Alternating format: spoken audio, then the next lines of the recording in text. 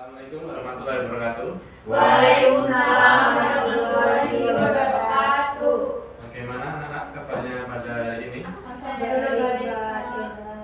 Sebelum kita memulai pembelajaran pada hari ini, marilah kita awali berdoa terlebih dahulu. Berdoa dipersilahkan. Bismillahirrahmanirrahim. Amin. Ya, cukup. Apakah hari ini ada yang tidak masuk? Masuk semua kelas. Ada yang tidak masuk, Pak. Siapa? Lilis. Angga. Hasanah, Pak, mau masuk. Saiful. Ya, minggu lalu kita sudah mempelajari tentang teks prosedur. Apakah ada yang masih ingat apa itu teks prosedur? Teks langkah-langkah. Ya, Tentang langkah-langkah pembuat sesuatu. ya, betul. Hari ini kita akan mempelajari mengenai teks cerita fabel.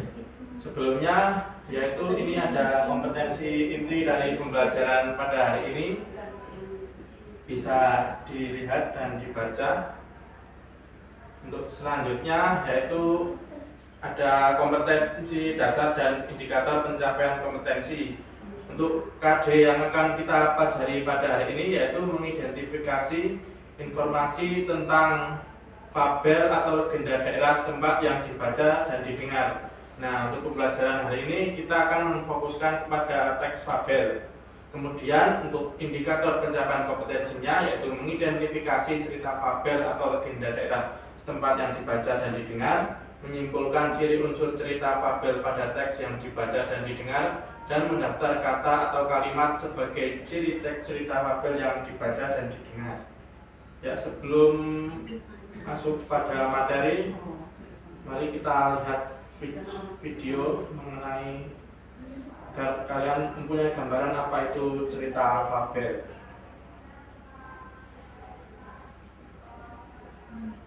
Kura-kura sombong. Di sebuah danau, hiduplah seekor kura-kura yang senang sekali memandangi langit luas. Ia membayangkan dirinya dapat berada di atas sana.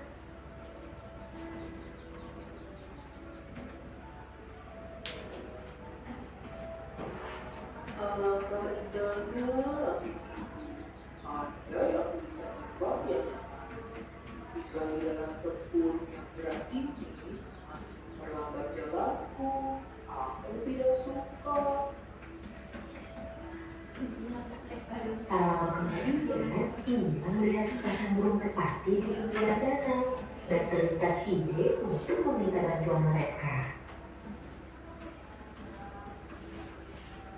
Hei, burung merpati, bisakah kau membantuku untuk terbang? Aku ingin sekali melihat pemandangan dari atas sana. Baiklah, kami akan membantumu mewujudkan impianmu.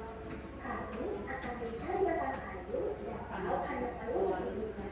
Tetapi perlu diingat bahwa jangan sekalipun kau membuka mulutmu, karena itu akan membuatmu terjatuh.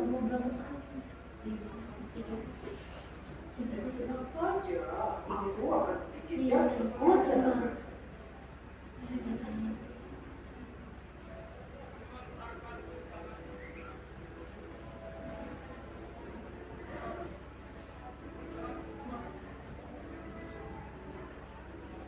Setelah menggigit batang kayu, sepasang burung merpati itu pun memegang kayu di masing-masing ujungnya, lalu mulai mengepakkan sayapnya.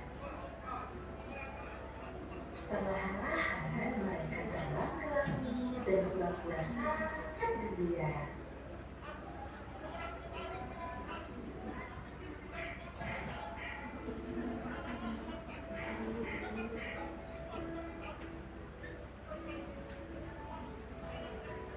Kura-kura lain yang melihatnya dari bawah berdecak kagum dan berteriak kepadanya.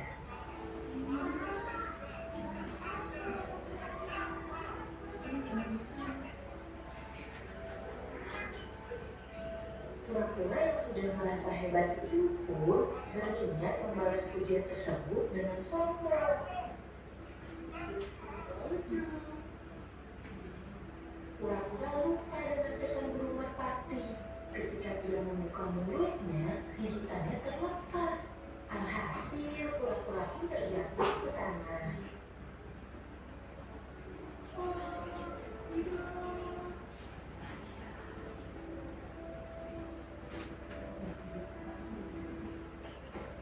Untungnya, kura-kura memiliki dengkul keras yang melindunginya. Dia menyesal karena telah menyepelekan apa yang sudah dia miliki dan tidak mengikuti pesan dari sepasang burung merpati tersebut karena kesombongannya.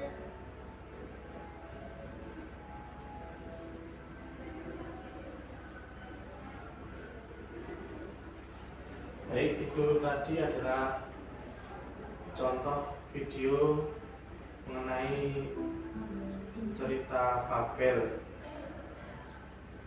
Nah, selanjutnya kita akan masuk ke materi. Nah, setelah menonton video tersebut, tentunya kalian sudah mempunyai gambaran ya apa itu cerita fabel. Iya, Bapak. Apa? Cerita fabel itu apa? Cerita yang tokohnya hewan. Nah, betul sekali. Nah, ini bisa kita lihat pengertiannya, yaitu cerita fabel berasal dari kata fabulat. Fabel bercerita tentang kehidupan binatang yang berperilaku menyerupai manusia. Fabel termasuk jenis cerita fiksi, bukan kisah tentang fiksi kehidupan nyata. Ini selanjutnya ada contoh dari teks cerita fabel seperti tadi.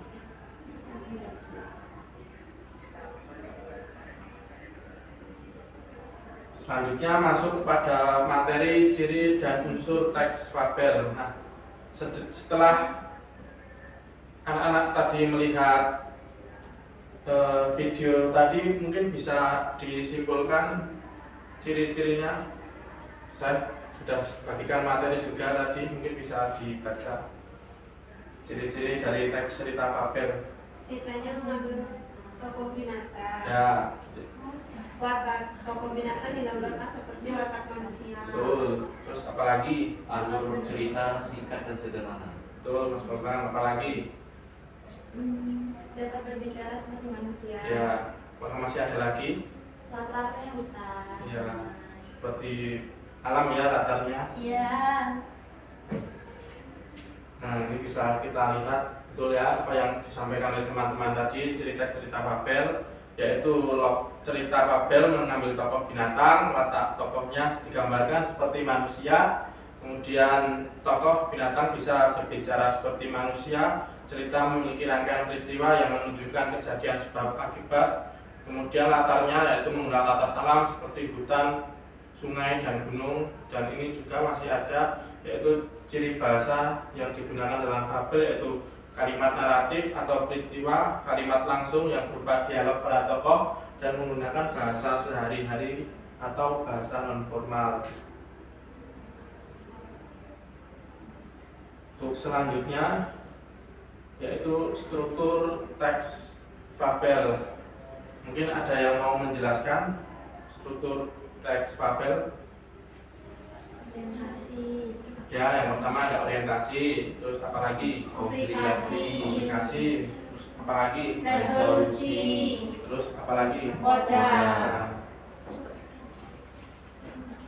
Ya. Betul ya, yang struktur teks fabel sendiri yang pertama strukturnya yaitu orientasi. Orientasi itu berupa bagian awal pengenalan suatu cerita. Kemudian komplikasi itu konflik atau permasalahan antara tokoh yang satu dengan tokoh yang lain. Kemudian untuk resolusi sendiri bagian pemecahan masalah, dan koda merupakan pesan dan pelajaran yang dapat diambil. Nah, untuk selanjutnya sebagai tugas yaitu saya akan membagikan lembar kerja. Nanti kalian bisa bekerja secara kelompok. Untuk selanjutnya nanti hasilnya dipresentasikan di depan kelas.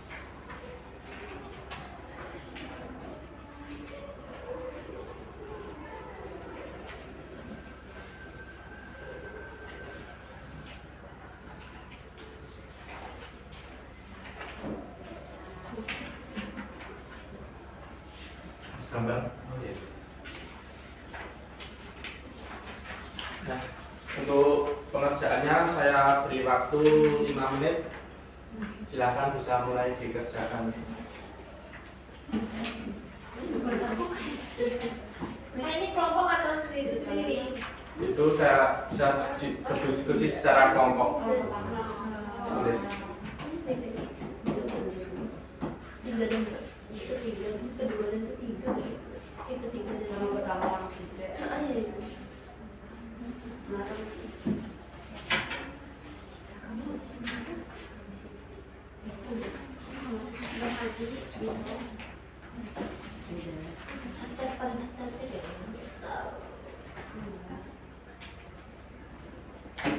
Mana apakah ada kesulitan?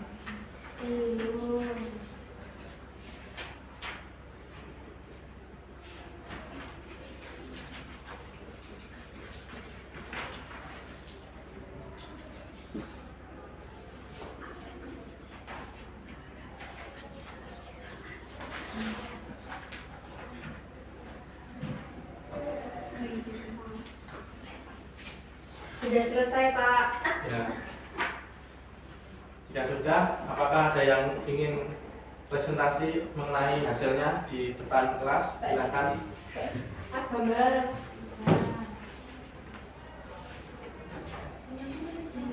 Silakan Mas Bambang bisa dibacakan hasil Dibacakan atau dibacakan di depan kelas. Oh, iya. Silakan. Nah, teman-teman lain juga tahu yang pertama. Tugas yang pertama itu kan ada 2 tugas. Iya. Yang pertama dulu, silakan. Yang pertama itu tokoh dalam cerita Fabel Belalang Sempat. Tokoh yang pertama yaitu ada belalang. Ya. Kemudian tokoh yang kedua ada semut. Ya, bagaimana teman-teman yang lain apakah sama? Ya, Mas Bambang. Kemudian yang tugas yang kedua ini menulis hasil simpulan tentang ciri dan unsur cerita Fabel Belalang Sempat. Yang pertama itu ada tema yaitu masa depan. Ya, Kemudian ada latar kebun dan kebun anggur. betul. Kemudian tokoh ada belalang dan semut. Ya, Kemudian watak tokoh belalang malas. Kemudian semut rajin dan mau bekerja keras.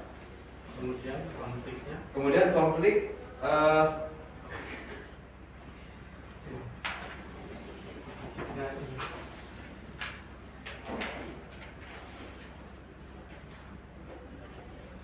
iya.